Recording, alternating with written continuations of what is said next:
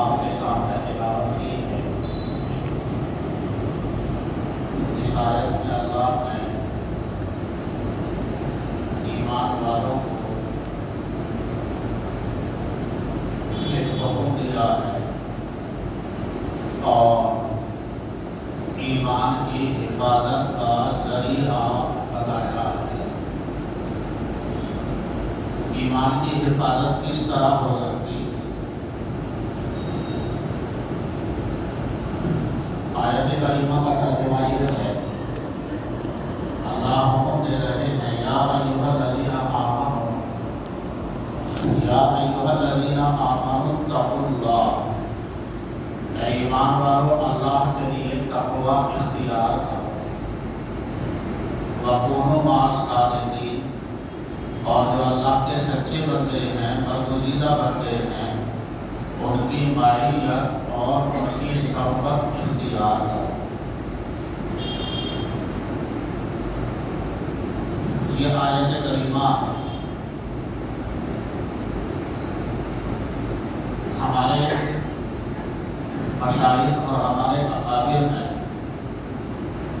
ایک بڑے بزرگ حضرت مولانا مسیح اللہ خان صاحب جلال آبادی رحمۃ اللہ علیہ،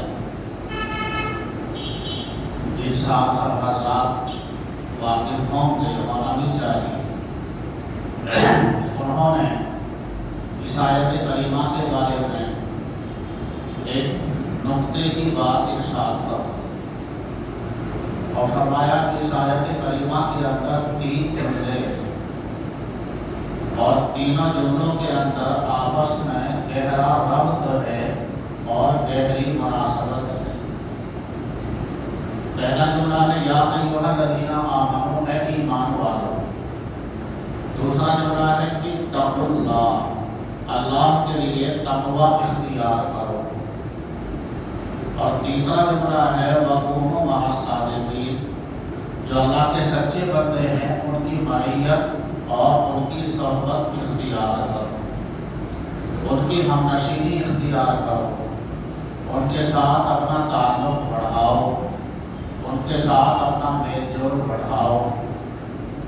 تو حضرت جلال آبادی رحمۃ اللہ علیہ نے فرمایا کہ اس آیت کریمہ کے تینوں جملوں میں آپس میں گہری مناسبت ہے، تینوں جملے آپس میں مربوط ہیں، اور معنی یہ ہے، پہلے جملے میں اللہ نے ایمان والوں کو خطاب کیا یا ایھا الذین آمنوا، اے ایمان والو، اتقوا اللہ۔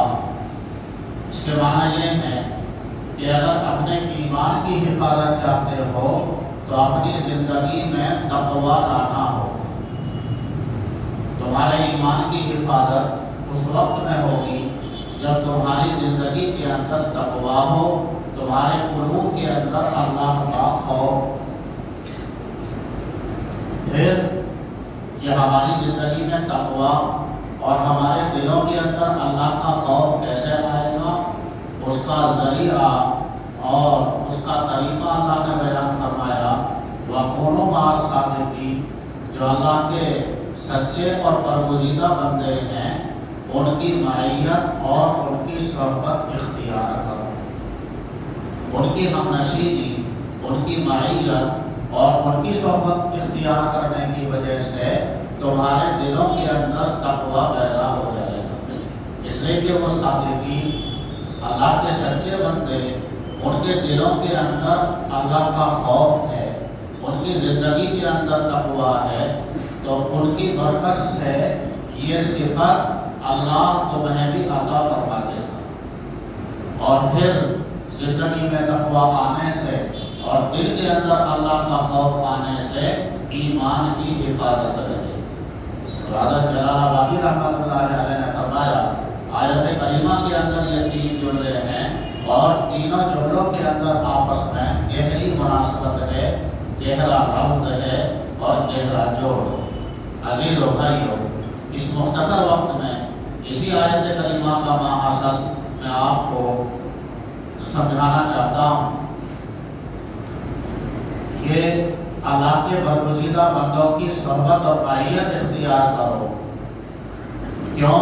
اس بنا کہ صحبت کا اور ہم نشینی کا اثر غیر اختیاری طور پر ہوتا ہے۔ آدمی جیسی صحبت بیٹھتا ہے ویسے ہی اس کے اندر اثرات پیدا ہوتے ہیں۔ انسانوں کی صحبت کا بھی اثر ہوتا ہے، بلکہ احادیث سے ثابت ہے کہ جانوروں کی صحبت کا بھی اثر ہوتا ہے۔ اور اس سے بھی اور آگے بڑھ کر یہ جمادات ہیں، شجر ہے، حجر ہے، مدر ہے، درخت ہیں، جڑی بوٹیاں ہیں، ان کی صحبت کا بھی اثر ہوتا ہے۔ صحبت کا اثر ایک لازمی چیز ہے۔ شیخ سعدی علیہ الرحمہ ایک تمثیل اور ایک مثال بیان کرتے ہوئے فرماتے ہیں، گلے خوشبوئے در امام روزے، رسید از دست محبوب بدست۔ میں غسل خانے کے اندر گیا، حمام کے اندر گیا، وہاں ایک مٹی اور مٹی کی ٹکیا جس کے اندر سے خوشبو بہک رہی تھی، یعنی صابن، خوشبو والی صابن مجھے نظر آئی۔ ایک دوست کے ذریعے سے میرے پاس پہنچی تھی۔ گلے خوشبوئے در حمام روزے، رسید از دست محبوب بدستم۔ میں حمام کے اندر گیا، وہاں صابن نظر آئی جس کی حقیقت مٹی ہوتی ہے، اس میں سے بہت اچھی خوشبو مہک رہی تھی۔ بگفتہ مشکی یا عابیری کہ از بوئے دل آویز تو مستم۔ میں نے اس صابن سے کہا، مٹی کی ٹکیا سے کہا، تو مشک ہے یا عنبر ہے؟ اپنی حقیقت بتا۔ تو مشک ہے یا عنبر ہے؟ کیا تیری حقیقت ہے؟ تیری دل کو لبھانے والی خوشبو کی وجہ سے میرے اوپر ایک مستی طاری ہو گئی ہے، ایک کیفیت طاری ہو گئی ہے، کیا ہے تیری حقیقت؟ اس کو بتا۔ بگفتہ من گلے ناچیز بودم ولیکن مدت باب النشستم۔ اس صابن نے کہا، اس مٹی کی ٹکیا نے کہا، میں بے حقیقت مٹی تھی، میری کوئی حقیقت نہیں تھی، کوئی حیثیت نہیں تھی، کوئی وقار نہیں تھی، لیکن ایک عرصے تک پھولوں کے ساتھ رہنا اور پھولوں کی ہم نشینی مجھے حاصل ہوئی۔ صابن بنائی جاتی ہے، پہلے زمانے میں خاص طور پر صابن بنائی جاتی تھی تو بعض جگہوں کی مٹی ایسی ہوتی ہے اس کے اندر صفائی کا مادہ زیادہ ہوتا ہے، پرانے لوگ اس کو جانتے ہیں۔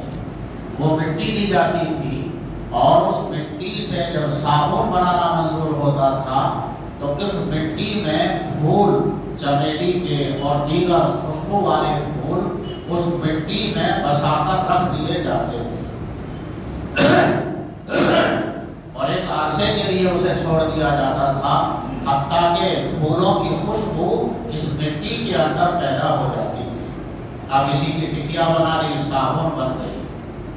آج تو کشیدگی کا دور ہے، ہر چیز کارخانوں کے اندر بن رہی ہے، لیکن پرانے زمانے میں بہرحال جو صابن بنتی تھی وہ اس طرح سے بنتی تھی۔ تو شیخ سعدی علیہ الرحمہ ایک مثال بیان کر رہے ہیں، تمثیل بیان کر رہے ہیں، مجھے صابن اور مٹی کی ٹکیا نظر آئی تو اس میں سے بہت عمدہ خوشبو بہک رہی تھی۔ میں نے اس سے یوں کہا، بگفتم مشکی یا عابیری کہ از بوئے دل آویز تو مستم۔ میں نے اس سے کہا، اپنی حقیقت بتا، تیری دل کو لبھانے والی خوشبو کی وجہ سے میرے اوپر ایک کیفیت طاری ہو گئی ہے، ایک مستی طاری ہو گئی ہے، کیا تو مشک ہے یا عنبر ہے؟ بگفتہ من گلے ناچیز بودم ولیکن مدت باب النشستم۔ اس نے کہا، اس صابن نے، مٹی کی ٹکیا نے کہا، میں بے حقیقت مٹی تھی لیکن ایک عرصے تک پھولوں کی ہم نشینی مجھے حاصل ہوئی۔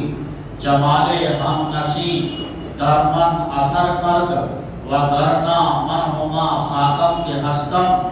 میرے اس پڑوسی نے میرے اندر اثر کیا، مجھے جو پھولوں کی ہم نشینی اور پھولوں کی معیت اور ایک عرصے تک پھولوں کے ساتھ رہنا نصیب ہوا، اس میرے ساتھی نے، پھولوں نے میرے اندر اثر پیدا کیا اور میرے اندر بھی خوشبو پیدا ہو گئی، ورنہ من ہما خاکم کے ہستم، ورنہ میں تو وہی بے حقیقت مٹی تھی، میری کوئی حیثیت نہیں تھی، میری کوئی وقعت نہیں تھی۔ پھولوں کی معیت، پھولوں کی ہم نشینی کی وجہ سے میرے اندر بھی خوشبو پیدا ہو گئی۔ شیخ سعدی علیہ الرحمہ نے ایک مثال بیان کی ہے، تمثیل بیان کی ہے اور یہ ثابت کیا ہے کہ انسان کی صحبت کا اثر تو بالکل لازمی ہے، بلکہ اس سے بڑھ کر یہ شجر، حجر، پتھر اور درخت اور نباتات، پھول بوٹے، ان کی صحبت کا بھی اثر پڑتا ہے۔ اور حدیث شریف سے ثابت ہے جانوروں کی اثر کا بھی صحبت ہوتا ہے، اثر ہوتا ہے۔ مسلم شریف کی حدیث ہے کہ اونٹوں کے جو چرواہے ہوتے ہیں ان کے دل کے اندر سختی ہوتی ہے، اونٹ کے مزاج کے اندر سختی ہے، تو جو اونٹوں کا چرانے والا ہوتا ہے، چرواہا ہوتا ہے، اس کے اکثر اوقات اونٹوں کے ساتھ گزرتے ہیں، لہذا اونٹ کا اثر چرواہے کے اندر بھی آتا ہے اور چرواہے کے مزاج میں سختی پیدا ہو جاتی ہے۔ اور فرمایا حضور اکرم صلی اللہ علیہ وسلم نے بکری کا جو چرواہا ہوتا ہے، بکری کے چرواہوں کے مزاج میں نرمی ہوتی ہے، کیوں؟ اس بنا پر کہ بکری مسکین جانور ہے اور بکری کے مزاج کے اندر نرمی ہے، تواضع ہے، اس کا اثر چرواہے کے اندر بھی پڑتا ہے اور بکریوں کا جو چرواہا ہوتا ہے وہ نرم مزاج ہوتا ہے۔ اسی مصلحت کی وجہ سے حدیث شریف کے اندر آیا، حضور اکرم صلی اللہ علیہ وسلم نے ارشاد فرمایا کہ ہر نبی نے بکری چرائی ہے۔ حدیث کے اندر ہر نبی نے بکری چرائی ہے، اللہ نے بکری چرانے کا کام ہر نبی سے دیا ہے، یہ تکوینی طور پر ہے۔ تو صحابہ نے پوچھا کہ یا رسول اللہ کیا آپ نے بھی بکری چرائی ہے؟ فرمایا حضور اکرم صلی اللہ علیہ وسلم نے کہ ہاں، نبوت ملنے سے پہلے میں بھی اہل مکہ کی بکریاں چرایا کرتا تھا۔ کیوں؟ اس لیے کہ اب اللہ ان کو نبی بنانے والے ہوتے ہیں، نبوت سے سرفراز ہونے کا زمانہ آتا ہے۔ اب یہ نبی جب ان کو نبوت مل جائے گی تو امت کا بوجھ ان کے کاندھوں کے اوپر آ جائے گا، امت کی رہبری، امت کی رہنمائی کا فریضہ یہ نبی آگے چل کر انجام دیں گے۔ اس کی صلاحیت پیدا کرانا مقصد ہوتا ہے، لہذا رہبر اور رہنما کے لیے ضروری ہے وہ نرم مزاج ہو، اس کے اندر صبر و تحمل ہو۔ بکری مسکین جانور ہے لیکن چرواہے کو پریشان بہت کرتی ہے، کبھی ادھر بھاگتی ہے، کبھی ادھر بھاگتی ہے، کبھی ادھر جاتی ہے، چرواہا اس کو ادھر سے گھیر کر لاتا ہے، ادھر سے گھیر کر لاتا ہے، بہت پریشان کرتی ہے، لیکن کمزور جانور ہے، چرواہا اس کو مار بھی نہیں سکتا، صبر سے کام لینا پڑتا ہے۔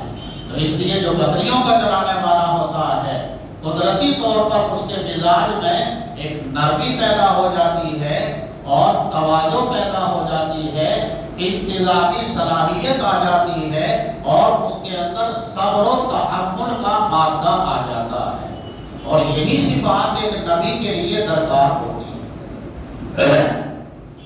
موسیٰ علیہ السلام کا واقعہ آتا ہے، نبوت ملنے سے پہلے ایک مرتبہ ایسا ہوا، آپ بکریاں چرایا کرتے تھے، ایک بکری نے بہت پریشان کیا، موسیٰ علیہ السلام اپنا عصا لے کر اس کے پیچھے بھاگے، ادھر بھاگے ادھر بھاگے ادھر بھاگے، اس بکری نے حضرت موسیٰ علیہ السلام کو بہت دوڑایا، حتیٰ کہ موسیٰ علیہ السلام نے اس بکری کو پکڑ لیا، پریشان ہو گئے تھے، نہایت پریشان ہو گئے تھے، لیکن جب بکری کو پکڑ لیا تو بکری کو مارا نہیں بلکہ اپنی گود میں بٹھایا اور بکری کو یوں کہا، اے اللہ کی بندی، تجھے کیا فائدہ ملا؟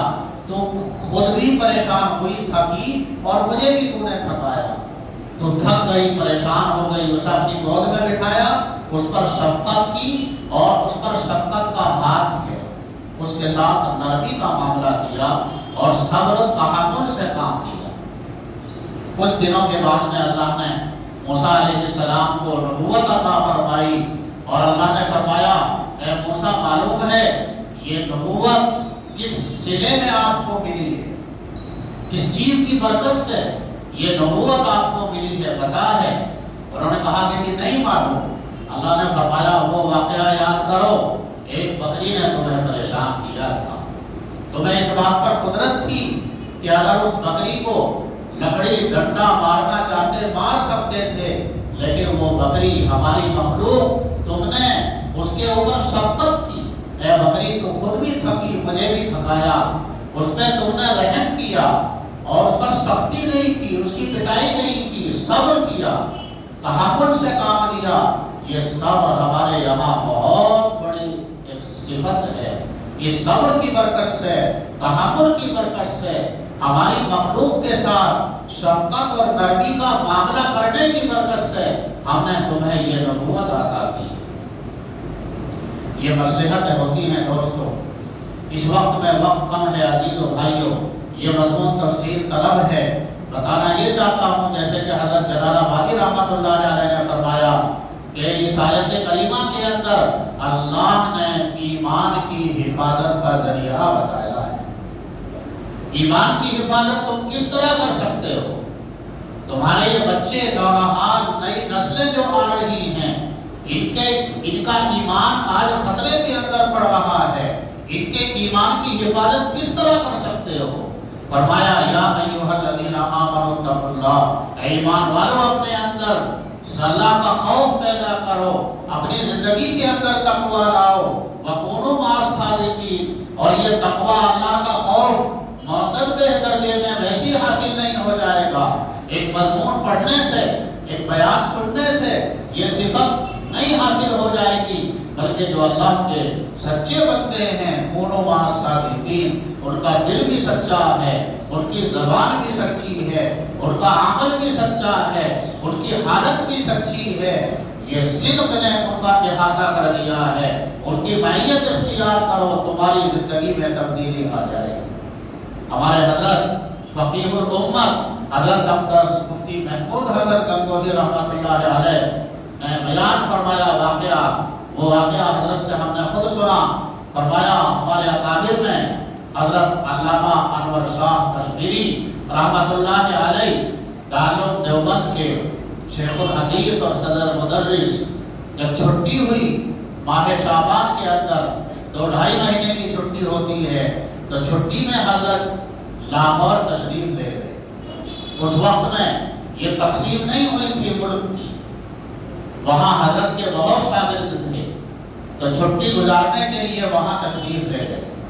وہاں حضرت کی مجلس ہوا کرتی تھی، حضرت کا علم، علامہ انور شاہ کشمیری رحمۃ اللہ علیہ کا علم آپ نے سب نے ہی سنا ہوگا۔ حضرت کو اللہ نے ایسا کمال درجے کا حافظہ عطا فرمایا تھا کہ میں نے خود پڑھا حضرت کے ملفوظات میں، حضرت علامہ انور شاہ رحمۃ اللہ علیہ نے فرمایا کہ جو مضمون توجہ سے ایک مرتبہ کتاب کے اندر پڑھ لیتا ہوں تو عام طور پر 25 سال تک وہ بات مجھے یاد رہتی ہے۔ اس لیے شاہ صاحب کا لقب تھا چلتا پھرتا کتب خانہ، چلتی پھرتی لائے بریلی، یہ لقب تھا حضرت شاہ صاحب کا۔ اور اللہ نے علم سے بھی نوازا، علمی صلاحیت بھی اللہ نے عطا فرمائی، روحانی صلاحیت بھی عطا فرمائی۔ اتنے بڑے علامہ ہونے کے باوجود اپنا اصلاحی رابطہ قائم کیا۔ حضرت اقدس مولانا رشید احمد گنگوہی رحمۃ اللہ علیہ سے علمی کمالات بھی حاصل کیے، عملی کمالات بھی حاصل کیے، روحانی کمالات بھی حاصل کیے، اپنے آپ کو مزکا مصفا کرایا، اور پھر حضرت کا فیض جاری ہوا۔ شاہ صاحب کی مجلس ہوتی تھی، مختلف لوگ مختلف سوالات کیا کرتے تھے شاہ صاحب سے، حضرت شاہ صاحب ان کا بہت تحقیقی جواب دیا کرتے تھے. اس سوال کا جواب فلاں کتاب کے اندر یہ لکھا ہے، اس پر یہ سوال ہوتا ہے، پھر اس کا جواب الجواب یہ ہے. اس طرح بہت دور تک کی بات بتایا کرتے تھے. اسی زمانے میں مانے ہوئے شاعر علامہ اقبال وہاں پر تھے. ان کے ایک دوست شاہ صاحب کی مجلس کے اندر آیا کرتے تھے. انہوں نے علامہ اقبال سے اپنے ساتھی سے کہا کہ شاہ صاحب دیوبند سے آئے ہوئے ہیں، ان کی مجلس ہوتی ہے، بہت فائدہ ہوتا ہے، بہت لوگ جاتے ہیں، آپ بھی وہاں پر چلو. لیکن علامہ اقبال ابتدا میں کچھ آزاد مزاج تھے اور علماء کے کوئی زیادہ قابل نہیں تھے، وہ نہیں گئے. ان دوست نے پھر کہا کہ بھائی شاہ صاحب آئے ہوئے ہیں دیوبند سے، آپ ادھر ادھر جاتے ہو تو وہاں بھی چلو. پھر بھی نہیں گئے. تیسری مرتبہ ان کے دوست نے کہا تو پھر علامہ اقبال شاہ صاحب کی مجلس کے اندر آئے، یہاں بیٹھے تو حضرت شاہ صاحب کا فیض شروع ہوا. علامہ اقبال کے ذہن کے اندر آیا کہ شاہ صاحب کی مجلس کا رنگ تو ایسا ہے جیسا کہ حضور اکرم صلی اللہ علیہ وسلم کی مجلس میں حضرات صحابہ بیٹھا کرتے تھے. فَأَنَّا عَلَىٰ رُؤُوسِنَا الطَّيْرُ، صحابہ فرماتے ہیں حضور صلی اللہ علیہ وسلم کی مجلس میں ہم اس طرح بیٹھا کرتے تھے گویا کہ پرندہ ہمارے سروں کے اوپر بیٹھا ہے. یعنی اطمینان کے ساتھ، سکون کے ساتھ، وقار کے ساتھ بیٹھا کرتے تھے. شاہ صاحب کے ذہن کے اندر یہ حدیث اور صحابہ کی مجلس کا یہ منظر حضرت علامہ اقبال کے ذہن کے اندر آیا. فیض شروع ہو گیا حضرت شاہ صاحب. پھر دوسرے دن آئے مجلس کے اندر. اب تھوڑا سا ان کو انسیت بڑی شاہ صاحب سے، دیکھا لوگ مختلف سوالات کرتے ہیں تو علامہ اقبال نے بھی سوال کیا شاہ صاحب سے کہ حضرت زمان کیا ہے، مکان کیا ہے. شاہ صاحب نے فرمایا، جواب دیا، اس کے معنی بتائے. تو اس پر علامہ اقبال نے کہا کہ جی اس بارے میں نیوٹن نے تو ایسا لکھا ہے. شاہ صاحب نے فرمایا کہ نیوٹن نے جو کچھ لکھا ہے وہ اپنے پاس سے نہیں لکھا. علامہ عراقی جو بڑے درجے کے محدث ہیں، ان کی فلاں کتاب سے مضمون اخذ کر کے نیوٹن نے لکھا ہے. اب علامہ اقبال حیران رہ گئے کہ شاہ صاحب تو بہت دور کی باتیں بتا رہے ہیں. پوچھا کہ حضرت کون ہے علامہ عراقی، کیا ان کی کتاب ہے؟ شاہ صاحب نے اس کی تفسیر بیان فرمائی. تو بہرحال پھر علامہ اقبال صاحب حضرت علامہ انور شاہ کشمیری رحمۃ اللہ علیہ سے بہت مانوس ہو گئے. شاہ صاحب نے جب محسوس کیا کہ علامہ اقبال حضرت سے مانوس ہو گئے ہیں تو اس پر پھر شاہ صاحب نے یہ کہا کہ ڈاکٹر صاحب میں ابھی آپ سے خوش نہیں. یہ اس وجہ سے کہا کہ اس وقت میں علامہ اقبال قادیانیت سے کچھ متاثر تھے. علامہ اقبال سمجھ گئے، وہاں سے اٹھے اور وہاں سے قادیانیت سے جو ان کا جو بھی تعلق تھا اس سے استعفا دیا، توبہ کی اور پھر حضرت کی مجلس کے اندر آئے اور شاہ صاحب سے آ کر یہ کہا کہ حضرت جو کانٹا آپ کو کھٹکتا تھا اسے نکال کر آ گیا. شاہ صاحب بہت خوش ہوئے اور پھر شاہ صاحب نے علامہ اقبال کے اوپر توجہ ڈالی، توجہ فرمائی، ان کے لیے دعا کی. تو علامہ اقبال نے اپنے دل کی حالت بدلی ہوئی پائی. جب شاہ صاحب کا روحانی، علمی اور عملی فیض شروع ہوا اور حضرت نے ان کے دل کی طرف توجہ فرمائی تو علامہ اقبال نے اپنے دل کی دنیا بدلی ہوئی پائی. اپنے قلب کے اندر ایک عجیب کیفیت، ایک عجیب فرحت، ایک عجیب سرور، ایک عجیب مسرت، ایک عجیب اپنے قلب کا اللہ کی ذات عالی کے ساتھ تعلق، قلب کے اندر جلا اور صفائی غرضے کے ایسی کیفیت اپنے دل کے اندر محسوس کی کہ اب تک اس کیفیت سے دل خالی تھا. تو بھڑک اٹھے اور وہیں اسی مجلس کے اندر برجستہ یہ اشعار کہے علامہ اقبال نے، جو ان کے مشہور اشعار ہیں اسی موقع کے ہیں. کہا علامہ اقبال نے جب اپنے دل کی دنیا بدلی ہوئی پائی، شاہ صاحب کی برکت سے تو کہتے ہیں جلا سکتی ہے شمع مشتاق کو موج نفس ان کی الہی کیا بھرا ہوتا ہے اہل دل کے سینوں میں. جلا سکتی ہے شمع مشتاق کو موج نفس ان کی الہی کیا بھرا ہوتا ہے اہل دل کے سینوں میں. نہ پوچھ ان خرقہ پوشوں کو ارادت ہو تو دیکھ ان کو یدے بیضا لیے بیٹھے ہیں آستینوں میں. آگے فرماتے ہیں تمنا درد دل کی ہے تو کر خدمت فقیروں کی نہیں ملتا یہ گوہر بادشاہوں کے خزینوں میں. یہ اشعار اسی وقت کے ہیں. ہمارے حضرت فقیہ الامت رحمت اللہ علیہ فرماتے تھے اس کے بعد پھر علامہ اقبال کا رخ بدل گیا اور خاص طور پر حضور اکرم صلی اللہ علیہ وسلم کی محبت ان کے قلب کے اندر عشق کے درجے میں پیدا ہو گئی. چنانچہ مدینہ طیبہ کی فضیلت کے بارے میں عشق نبی کے بارے میں ان کی جو نظمیں ہیں نعت ہیں وہ بعد کے زمانے کی ہیں جب شاہ صاحب کا فیض ان کو ملا اور وہ فیض شروع ہوا. ان کے دل کے اندر حضور اکرم صلی اللہ علیہ وسلم کی کس قدر محبت پیدا ہو گئی تھی کیسا عشق پیدا ہو گیا تھا. انہوں نے فارسی کی ایک رباعی کہی ہے جس سے ان کے دل کی ترجمانی ہوتی ہے. کہا علامہ اقبال نے اللہ کی بارگاہ میں عرض کرتے ہوئے تو بنی اظہر تو عالم من فقیر روز محشر عذرہا کے من پذیر. یا اللہ تو بے نیاز ہے تو غنی ہے. اللہ الصمد اللہ بے نیاز ہے. اللہ ہمارا تمہارا محتاج نہیں ہے عزیز و بھائیوں.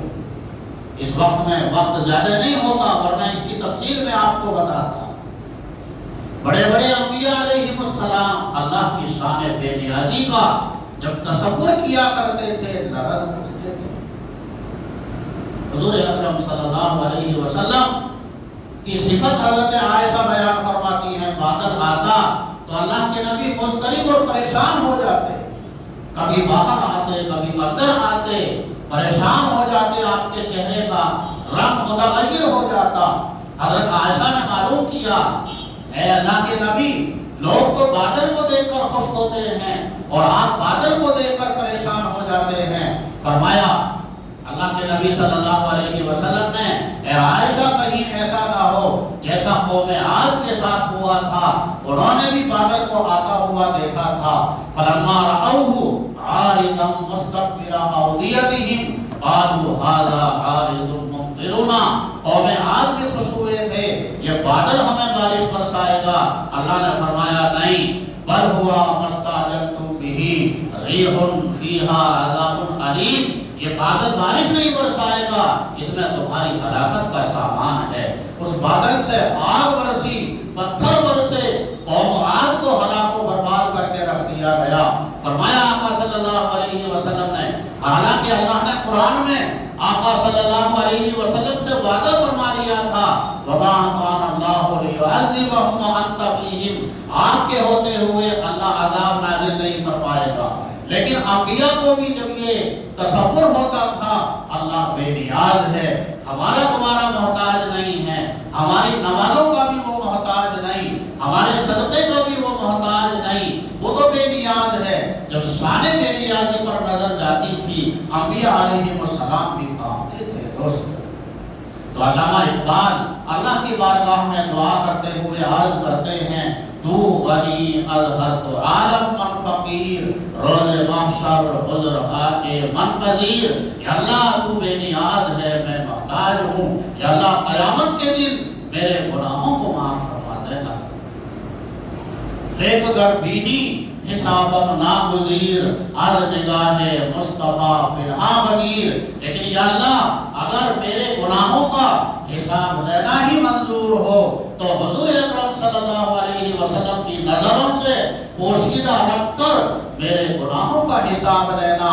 کہیں حضور صلی اللہ علیہ وسلم کے سامنے میرے گناہ ظاہر نہ ہو جائیں اور آقا صلی اللہ علیہ وسلم کو صدمہ ہو کہ میرا یہ امتی اتنے گناہوں کا انبار اپنے کانٹوں کے اوپر لے کر آیا ہے، اگر میرا حساب لینا ہی منظور ہو تو حضور صلی اللہ علیہ وسلم سے آپ کی نظروں سے پوشیدہ رکھ کر میرا حساب لینا۔ غرضے کہ بتانا یہ چاہتا ہوں عزیزو بھائیو، حضرت شاہ صاحب کی برکت سے اللہ نے علامہ اقبال کی زندگی کا رخ بدل دیا، اس لیے صحبت کا اثر لازمی طور پر ہوتا ہے۔ اسی کا اللہ نے اس آیت کریمہ کے اندر حکم دیا ہے، یا ایھا الذین آمنوا اتقوا اللہ، اے ایمان والو اللہ کے لیے تقوی اختیار کرو، اور تمہارے ایمان کی جو حفاظت ہوگی تقوی کے ذریعے سے ہوگی۔ تمہاری زندگی میں اگر تقوی نہیں ہوگا، تمہارے دلوں کے اندر اگر اللہ کا خوف نہیں ہوگا، تمہارا ایمان ایسے ہی اڑ سکتا ہے، کوئی بھی تمہیں دھوکہ دے سکتا ہے، کوئی بھی تمہارے ایمان کا تم سے سودا کر سکتا ہے، لیکن اگر تمہاری زندگی کے اندر تقوی ہوگا، تم اعمال شرع کے مضبوط ہوگے، تو اللہ کے فضل سے، اللہ کی توفیق سے تمہارے ایمان کا سودا نہیں ہو سکے۔ یا ایھا الذین آمنوا اتقوا اللہ، اور یہ چیزیں کیسے تمہارے اندر آئیں گی، اللہ نے اس کا ذریعہ بتا دیا۔ جو اللہ کے سچے بندے ہیں، برگزیدہ بندے ہیں، ان کی صحبت اختیار کرو۔ صحبت کا اثر تو ضرور پڑتا ہے، انسانوں کی بھی صحبت کا اثر ہے، جانوروں کی بھی صحبت کا اثر ہوتا ہے، اور پیڑ پودے نباتات شجر حجر ان کی بھی صحبت کا اثر ہوتا ہے۔ اس لیے اچھی صحبت بیٹھو، اپنے بچوں کا اور اپنے گھرانے کا اللہ کے برگزیدہ بندوں سے، اور جو اللہ کے دین کی سربلندی اور اللہ کے دین کے احیاء کا بیڑا اٹھائے ہوئے ہیں، اللہ کے دین کے لیے محنتیں کر رہے ہیں، ان سے اپنا تعلق جوڑو، تمہارا ایمان بھی انشاءاللہ محفوظ رہے گا۔ اللہ مجھے بھی توفیق عطا فرمائے، آپ حضرات کو بھی اللہ توفیق عطا فرمائے۔ اللہ ہم سب کے ایمان کی، ہمارے نسلوں کے ایمان کی، ساری امت کے ایمان کی، اعمال کی، جان کی، مال کی اللہ پوری حفاظت فرمائے۔ وآخر دعوانا الحمدللہ۔